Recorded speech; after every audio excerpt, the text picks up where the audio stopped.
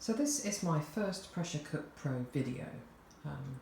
I've been experimenting with my Pressure Cook Pro for the last month, and today is the first time I'm going to try and cook what I would call a rice thingy in it.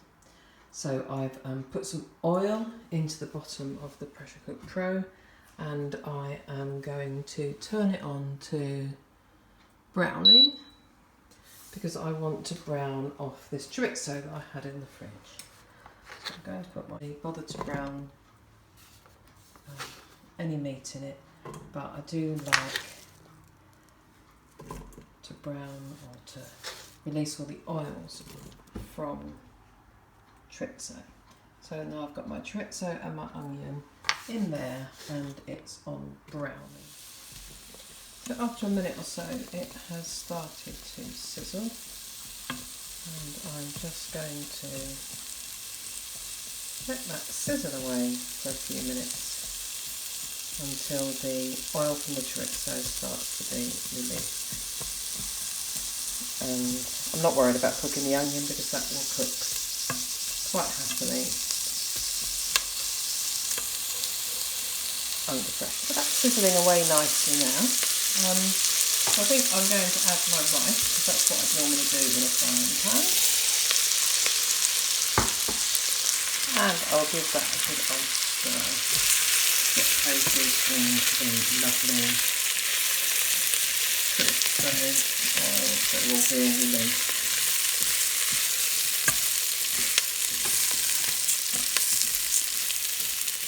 Now, I can already feel that starting to stick, and I know that the browning mode can cause stuff to burn on the bottom, so be really careful with this, otherwise you'll spoil the pot. So I'm now going to add some liquid because I really don't want my pot to get sticky. So I have put 250 grams of rice in, and I'm now adding 350 millilitres of water. That's what it said to do in my Pressure Cook Pro recipe book. That beeping is the browning mode just finishing, so I'm not going to restart that. In fact, I'm going to press cancel just to make sure I've got nothing else going now. So that bubbling is just the heat still from the rest of the pan. Right, so into there I'm just going to add everything else that I've got on the side here. So I've got, I don't know, some frozen peas, some filling extravagance do, put them all in. And a tin of sweet corn. Now I'm a little bit worried about the limited amount of liquid in here, so I'm just going to put the sweet corn and all of its liquid into the pot, because it's more liquid. And then I have found in the fridge some ketchup mayonnaise and nasi goreng is a rice dish, and so I thought I'll chuck this in because that will give my flavour. That's a little bit more liquid going in to my pot. Now I'm very conscious this got sugar in, so this could stick to the bottom. I'm going to also just rinse that bottle out with a little drop of water so as not to waste it. So I've now given it a good stir, and I've added some salt and pepper. And that's all mixed around. So now I am going to put on my lid, lining up my arrows, check that my pressure valve is down. Then I'm going to use the rice function. Now I've not used this before. I'll use the rice function, and in my recipe book it said 5 to 7 minutes for the rice. So I'm going to turn this down to 7 because I've got all the frozen stuff in it. Okay, so there we go. 7 minutes. So now it will heat itself up inside, and it should then start to build some pressure. And then once it's got itself to pressure and the valves have closed, it will count down from 7 minutes. Now this can take quite a while. That's why I used hot water to reduce the amount of time it takes to get up to pressure. Okay, so that's been about 5 minutes now and we're still not at pressure. You can hear it boiling. Just starting to hear the steam in this valve here. Just starting to build. Sometimes on mine that valve sticks, so I like to stay with it whilst the steam, the pressure gets up. Sometimes I just need to tap it and it pops into position.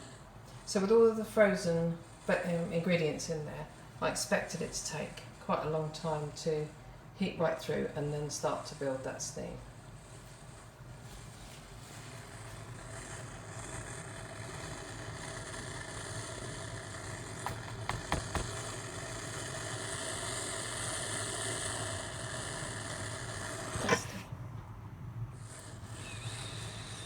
Sometimes you do just need to make sure that your valves in there. You can see this one is just starting now, steam's coming out, and it should pop up of its own accord. Sometimes, there we go, it just popped up all of its own accord. So it's now under pressure, and very shortly we should start to see that counting down for its 7 minutes. So that has taken about 6 minutes to come up to pressure. Okay, so we're on the 1 minute countdown now. Once that minute is up, you will hear a beep. There we go. Now you can just leave it in there, but I wouldn't recommend that with rice because I think it will go very soggy. So with rice, I would immediately depressurise. Now use something cut the valve with, so as you can see lots of hot steam comes out.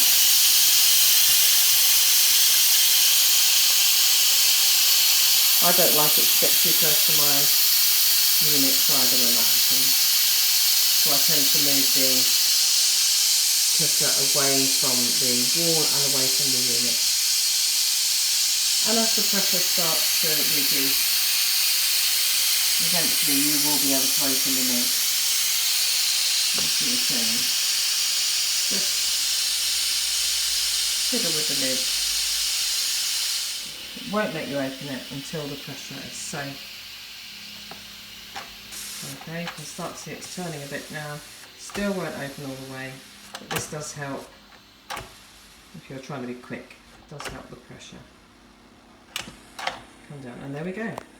Right, now for the big reveal. So remember, this is the first time I've cooked this, so we'll have a look and see what is inside.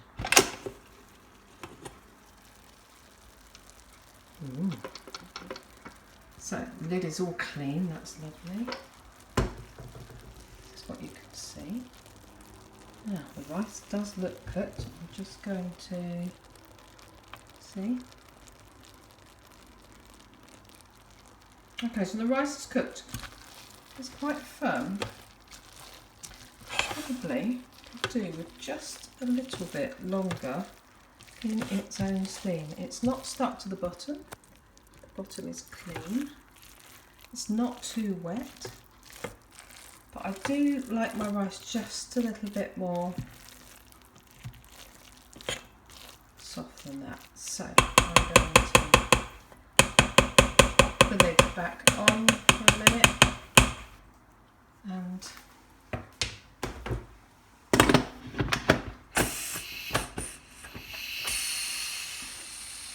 let it sit there for a little while.